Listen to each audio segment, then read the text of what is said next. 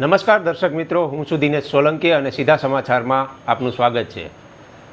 મિત્રો, દેશભરમાં લોકસભાની ચૂંટણીનું ગુંગલ ફૂંકાઈ ચૂક્યું છે અને મોટાભાગના ઉમેદવારો છે તેમના નામની પણ જાહેરાત થઈ ચૂકી છે અને થોડા ઘણા જે ઉમેદવારો બાકી છે તેઓના નામની પણ હવે 2-4 દિવસની અંદર નામની યાદી છે તે પણ જાહેર થશે.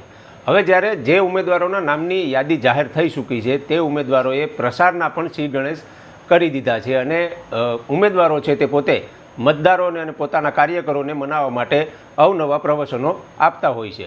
અને આવું જ એક પ્રવચન જૂનાગઢ 13 લોકસભાના ભાજપના જે ઉમેદવાર છે સાંસદ રાજેશ ચુડાસમા તેઓનું સામે આવ્યું છે. જી હા મિત્રો, સાંસદ રાજેશ ચુડાસમાએ સૂત્રાપાડા ખાતે જે પોતાના કાર્યકરો સાથે એક બેઠક યોજી હતી અને તેમાં એક તેઓનું પ્રવચન છે જે તેમના કાર્યકર્તાઓ માટે ખાસ કહેવામાં આવી રહ્યું છે. પરંતુ આ જે પ્રવચન છે તેમને લઈને હાલ સોશિયલ મીડિયાની અંદર અનેક ચર્ચાઓ થઈ રહી છે.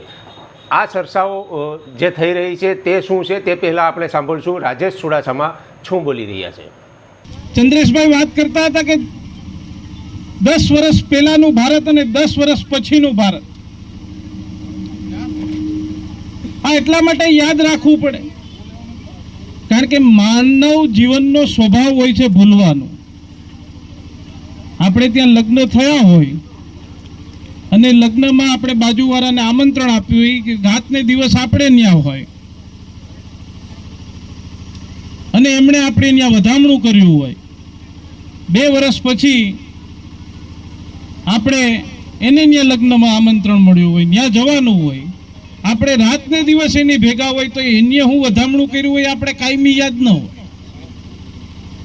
પછી એની ત્યાં વધાવો કરવા માટે થઈને આપણે બુક ખોલવી પડે વધામણાની કે ભાઈ આપણે હું વધામણું કર્યું હતું તો એનાથી હવાયું દેવું પડે. એટલે આપણે એને હો કર્યા હોય તો આપણે હવા હો કરીએ, એમ કરીને આપણે એ સંબંધ સાચવતા. હવે સાંભળ્યું મિત્રો શું કહ્યું રાજેશ ચુડાસમાએ. જી હા મિત્રો, સાંસદ રાજેશ ચુડાસમા અને જૂનાગઢ 13 લોકસભાના ભાજપના ઉમેદવાર જેઓ કહી રહ્યા છે કે જ્યારે આપણા ઘરે કોઈ પણ પ્રકારનો પ્રસંગ હોય, લગ્ન પ્રસંગ હોય અને પાડોશમાં કોઈ વ્યક્તિને આમંત્રણ આપીએ અને તેઓ આપણા ઘરે 2-4 દિવસ રોકાય અને ત્યારબાદ તેઓ આપણા ઘરે વધાવું કરે. આ વધાવાની સિસ્ટમ સમગ્ર ગુજરાતમાં છે કે નથી મને ખ્યાલ નથી, પરંતુ સૌરાષ્ટ્રમાં તો 100% છે.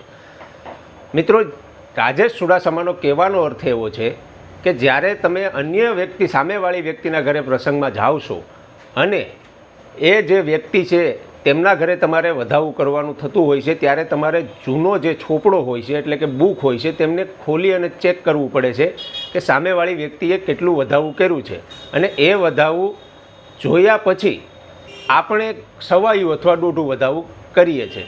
હવે મિત્રો, આ રાજેશ ચુડાસમાએ જે પ્રવચન આપ્યું છે તે કોના માટે છે એ તો નથી સમજાતું, પરંતુ આના પરથી એક વાત ચોક્કસ કહી શકાય છે કે મતદારોએ પણ પાછલા 10 વર્ષમાં રાજેશ ચુડાસમાએ શું કામગીરી કરી છે તેમનો જે જૂનો છોપડો છે તે ચોક્કસથી એક વખત ચેક કરવો જોઈએ અને એમના આધારે જ 2024 લોકસભાની ચૂંટણીમાં મતદાન કરવું જોઈએ. હવે આ પ્રકારની ચર્ચાઓ હાલ સોશિયલ મીડિયામાં થઈ રહી છે.